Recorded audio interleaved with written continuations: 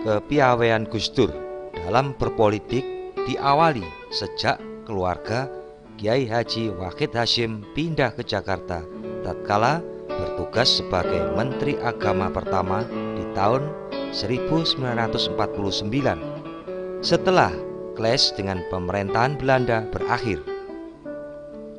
Sebelumnya, Gus Dur tinggal serumah dengan sang kakek dan memperoleh pendidikan pertama dari Kiai Haji Hasyim Asy'ari ketika masa kanak-kanak. Tamu-tamu yang terdiri para tokoh yang biasa dijumpai di rumah kakeknya akhirnya terus berlanjut manakala ayahnya menjadi Menteri Agama. Hal tersebut memberikan pengalaman tersendiri bagi Gus Dur. Ia pun mulai berkenalan dengan dunia politik yang didengar dari sejumlah kolega ayahnya.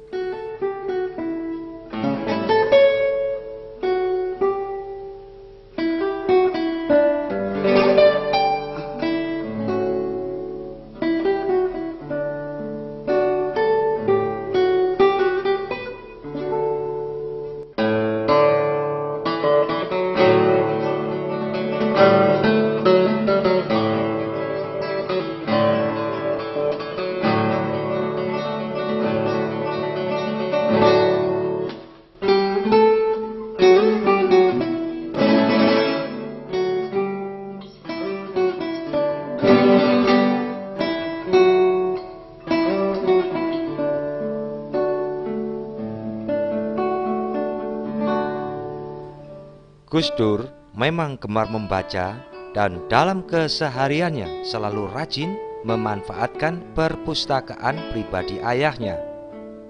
Ia juga aktif berkunjung ke perpustakaan umum di Jakarta. Di usianya yang masih belasan tahun, Gus Dur sudah akrab dengan beragam majalah, surat kabar, novel, dan buku-buku serius seperti pengetahuan tentang filsafat dan dokumen-dokumen mancanegara. Ia juga senang bermain biola, catur, dan musik. Kegemaran lain seperti menonton bioskop kelak membawanya menjadi ketua juri Festival Film Indonesia pada tahun 1986 dan tahun 1987.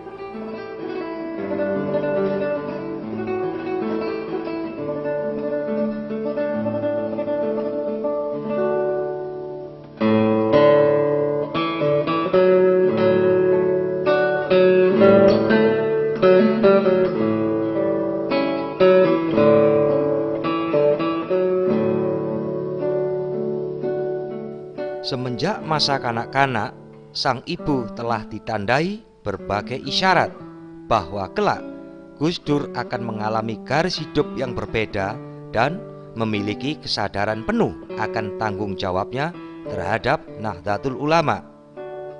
Salah satu kiprah Gus Dur yang paling menonjol ketika memimpin NU adalah membawa organisasi tersebut kembali ke kitohnya, keluar dari dunia politik praktis tahun 1984.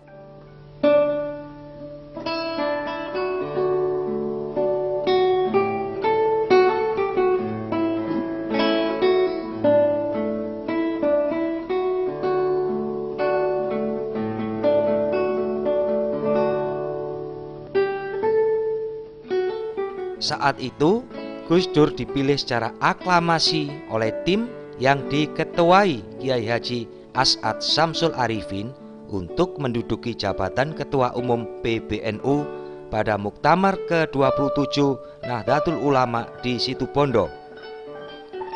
Jabatan tersebut kembali dikukuhkan di pundak Gus Dur pada Muktamar ke-28 Nahdlatul Ulama di Pesantren Krapyak, Yogyakarta tahun 1989 dan Muktamar di Cipasung, Jawa Barat tahun 1994. Meski kemudian di tahun 1999 ia pula yang membawa NU kembali ke dunia politik, walau dalam format yang berbeda karena dilakukan melalui pembentukan Partai Kebangkitan Bangsa partai yang selalu dirujuk sebagai anak kandung NU.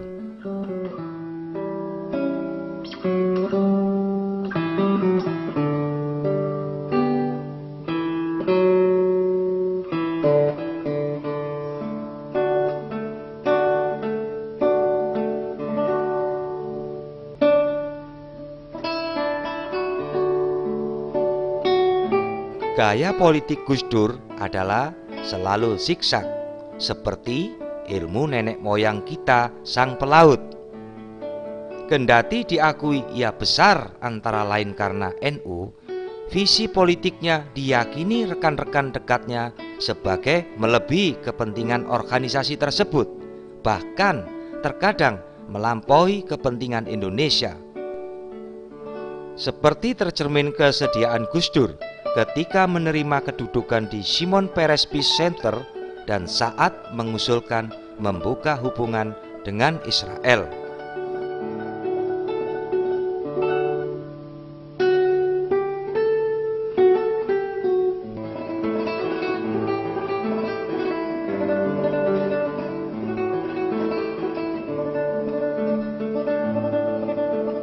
Gus Dur bukanlah sosok sektarian. Ia seorang negarawan. Tak jarang ia menentang siapa saja, bahkan masa pendukungnya sendiri dalam menyatakan suatu kebenaran. Gus Dur seorang tokoh muslim yang berjiwa kebangsaan.